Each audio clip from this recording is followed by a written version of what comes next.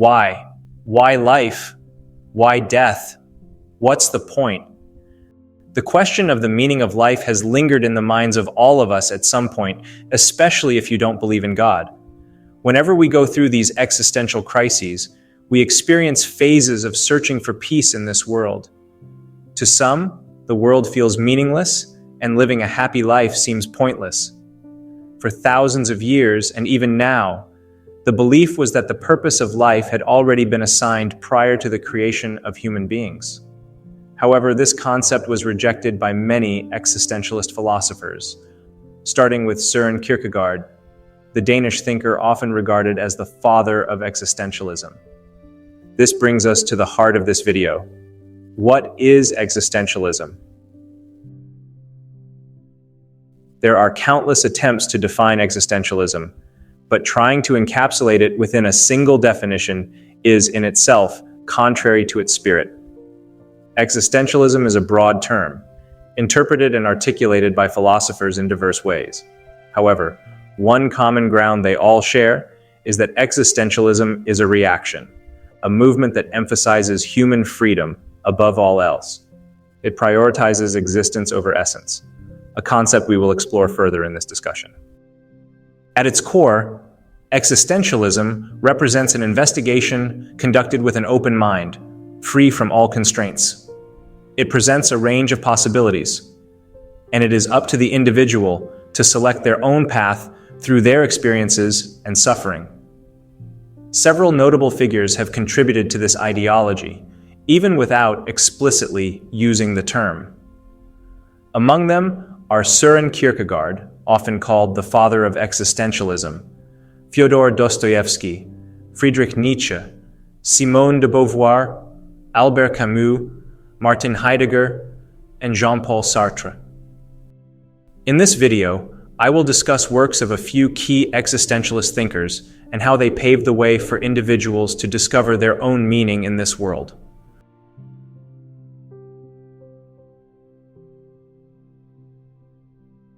Life is not a problem to be solved, but a reality to be experienced. Søren Kierkegaard was a theistic thinker who first challenged the concept of essentialism. Essentialism, a classical philosophical tradition, posits that human beings and other entities possess a fixed essence or nature that defines their purpose and value. This perspective, closely associated with philosophers like Plato and Aristotle, emphasizes that the essence of a thing precedes its existence, determining its purpose. Kierkegaard, however, rejected this view entirely. His stance aligned with Jean-Paul Sartre's assertion that man is nothing else but what he makes of himself. Kierkegaard's understanding of existentialism stemmed from his personal observations of life and the experiences of those around him. He was a devout believer in Jesus, but he harbored deep disdain for the church and the religious dogma blindly followed by many. He referred to such people as the crowd. Kierkegaard's quest for individuality was deeply influenced by his own struggles, philosophical tensions, and theological convictions.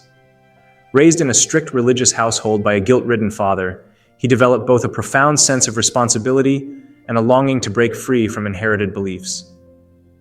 His broken engagement to Regine Olsen, which he ended despite his love for her, reinforced his belief that true existence required confronting life's challenges alone, independent of societal norms.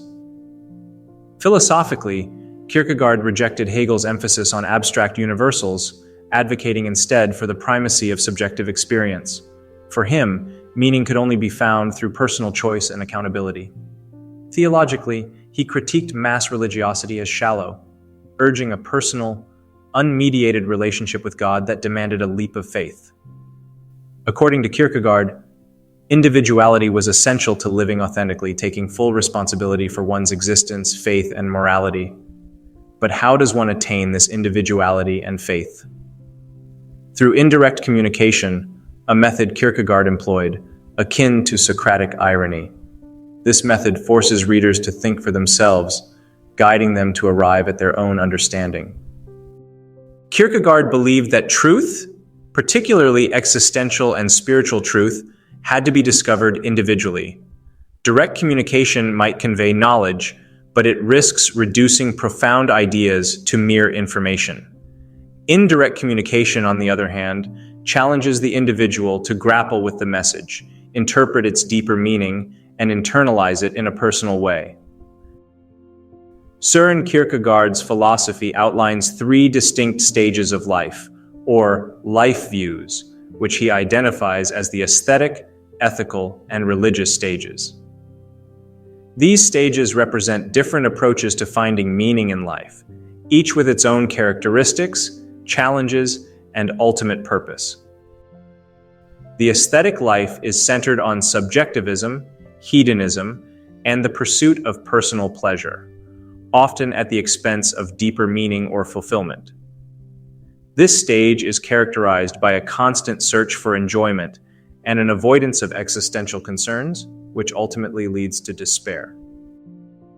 Kierkegaard identifies two forms within this stage: the immediate, marked by unreflective indulgence, and the reflective, where intellectual engagement adds complexity, but does not overcome the lack of a unifying purpose.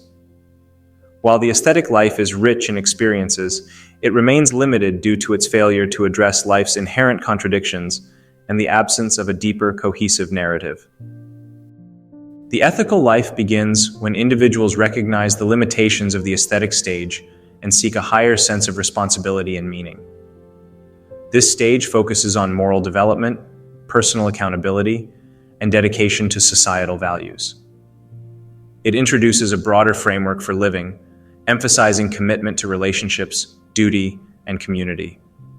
However, while the ethical life addresses the despair of the aesthetic stage, it remains confined by human limitations. Kierkegaard argues that even the most profound moral accomplishments cannot fully resolve the existential tension within the self, as they are still grounded in finite earthly concerns. The religious life represents the culmination of this progression, where the individual moves beyond the subjectivity of the aesthetic and the reliance on finite values in the ethical stage to embrace a direct, personal relationship with God.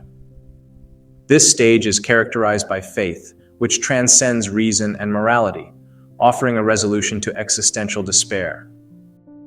Kierkegaard distinguishes between natural religiosity, which reflects a general sense of the divine, and the paradoxical Christian faith, where one places complete trust in God despite the seeming absurdity of divine truths. In this stage, meaning is not found in worldly achievements or ethical perfection, but in the surrender of self and acceptance of divine grace. Kierkegaard views these stages not as isolated options, but as a progression, with each stage preparing the individual for the next. This progression illustrates the existential journey of self-discovery, culminating in the personal leap of faith required to bridge the finite and the infinite. By emphasizing faith as a deeply personal and transformative act, he challenges systematic philosophies, asserting that true fulfillment lies in the individual's relationship with God. A key element of Kierkegaard's philosophy resonates with the ideas of the German philosopher Friedrich Nietzsche, particularly in regard to social norms and the concept of the crowd. Nietzsche called it herd. So let's discuss what Nietzsche has to offer.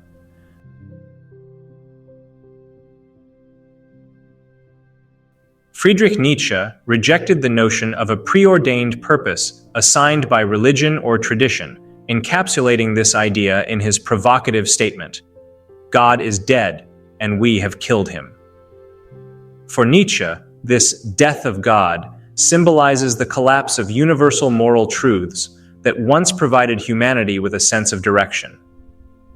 In the absence of these frameworks, humanity is left to confront the terrifying freedom of creating its own meaning in the chaos of existence. This idea forms the foundation of existentialism, the struggle to find purpose in a purposeless world. Nietzsche believed that in a world devoid of inherent meaning, the individual must rise above societal norms and conventions to craft their own values. He criticized herd morality, a set of shared beliefs and customs that serve to suppress individuality and promote conformity. Instead, Nietzsche championed the development of master morality, which emphasizes self-overcoming, creativity, and the courage to forge a unique path. This process requires embracing solitude and challenging the comfort of the crowd, as he noted. Central to Nietzsche's existential thought is his idea of living dangerously, rejecting false securities and confronting the unknown. He urged individuals to abandon complacency and face life's struggles with the belief that hardship is essential for growth. This is captured in his assertion: "What does not kill us makes us stronger." For Nietzsche, the pursuit of self-discovery is not passive, but an active endeavor that demands courage, resilience, and the willingness to confront fear, failure, and uncertainty. This journey of self-creation culminates in Nietzsche's concept of the Übermensch, or overman. The Übermensch is the ideal human who has transcended conventional morality, embracing the freedom to establish their own values and purpose. The Übermensch recognizes the fleeting nature of existence, yet affirms life fully, including both its joys and sufferings. This affirmation is tied to Nietzsche's notion of eternal recurrence, the idea that one should live as if every moment will repeat endlessly. For Nietzsche, to embrace eternal recurrence without despair is to truly love life for what it is, finding meaning within the endless cycles of existence.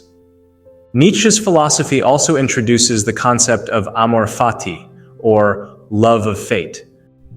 He believed that by embracing one's circumstances and transforming adversity into strength, individuals can overcome despair and discover purpose.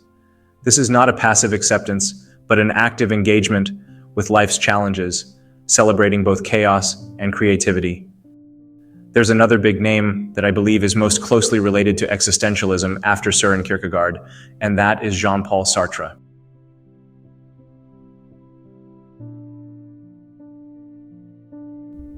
Existence precedes essence.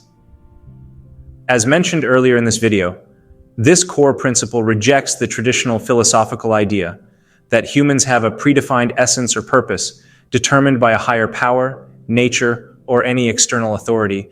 Instead, Sartre argued that humans are born without any inherent essence and that their identity is defined by their actions, choices, and commitments throughout life. We are not born with a purpose. We create one through our freedom and decisions. For Sartre, this radical freedom is the foundation of human dignity and the existential struggle. His views were influenced by the chaos and devastation of the Holocaust and World War II.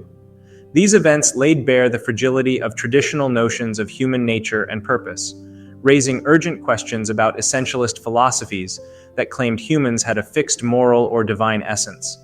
How, Sartre wondered, could essentialism account for the systemic atrocities, such as the genocide of millions of people, the moral collapse of societies, and the rise of ideologies that justified mass violence? Such events illustrated that human beings were capable of profound moral failure and barbarity, underscoring the absence of an inherent essence that could guarantee goodness or meaning. In the face of such chaos, Sartre's existentialism posits that humans are not born with predetermined values, but must create meaning for themselves, even amid despair and absurdity. This realization, forged in the crucible of wartime atrocities, reinforced Sartre's belief that individuals bear the responsibility to define themselves and confront the consequences of their freedom. In his play No Exit, the famous line, "Hell is other people," encapsulates Sartre's view that our identities are shaped not only by our own choices, but also by how others perceive us. The characters in No Exit are trapped in a room together, forced to confront the weight of their choices and how their interactions with others define their existence. This setting serves as a metaphor for the existential tension of being for others, where individuals often live in bad faith by surrendering their freedom to societal norms or external judgments. In The Flies, Sartre further elaborates on existential themes through the story of Orestes, a man who refuses to submit to divine authority or societal expectations. Orestes rejects the gods' imposed moral codes and embraces his freedom to act authentically. The play highlights Sartre's belief in the transformative power of embracing responsibility for one's choices, even in defiance of traditional morality. Central to Sartre's existentialism is the idea of bad faith, mauvaise foi, a state in which individuals deny their freedom by conforming to societal roles or escaping into self-deception. Sartre believed that many people live in bad faith, avoiding the anxiety of freedom by adhering to externally imposed definitions of purpose, such as tradition or societal expectations. Authenticity, on the other hand, involves acknowledging one's freedom and responsibility, embracing the challenge of defining one's essence through deliberate, conscious choices. In existentialism, freedom is not merely the absence of constraints. It is the active process of shaping one's life in a world that lacks inherent meaning. Sartre emphasized that this freedom is accompanied by anguish, the existential realization that one's choices are not only unbounded, but also carry the weight of defining one's essence and influencing the world. By rejecting the idea of predetermined purpose, Sartre invites individuals to confront the existential void and actively create their own meaning. This search for meaning requires courage, as it demands taking full responsibility for one's existence without reliance on external validation or metaphysical assurances. In Sartre's view, the act of creating meaning is inherently human. Through commitment to projects, relationships, and values, individuals imbue their lives with purpose. However, Sartre warns against clinging to rigid structures or ideologies that negate personal freedom. Meaning is not discovered passively. It is forged through active engagement with life's challenges and possibilities.